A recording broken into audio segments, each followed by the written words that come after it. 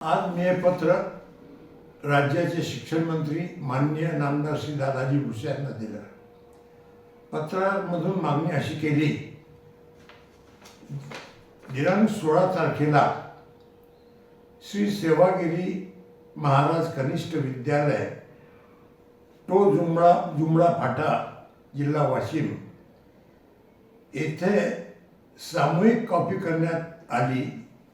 581 विद्यार्थ्यांनी सामूहिक कॉपी केली। सगळ्यांचे पेपर सारखे सोडवले गेले आणि याच्यावर भरारी पथकाने कारवाई केली। यामध्ये 26 कर्मचारी निलंबित झाले आणि या विद्यार्थ्यांवर काय कारवाई करायची हे त्यांनी सुचवलं। माझी मागणी अशी आहे की शिक्षण खात्यातील हा 100% भ्रष्टाचार, वास्तविक पाहता वाशिम येथे शिक्षक आमदार आहेत, परंतु याची भीती कोणाला वाटत नाही। तर हा भ्रष्टाचार निपटून काढण्याचं ज्यांनी काम केलं, ज्या भरारी पत्रकानं काम केलं, या भरारी पथकाचा मान सन्मान शासकीय स्तरावर श्री दादाजी भुसे यांनी करावा हीच माझी अपेक्षा।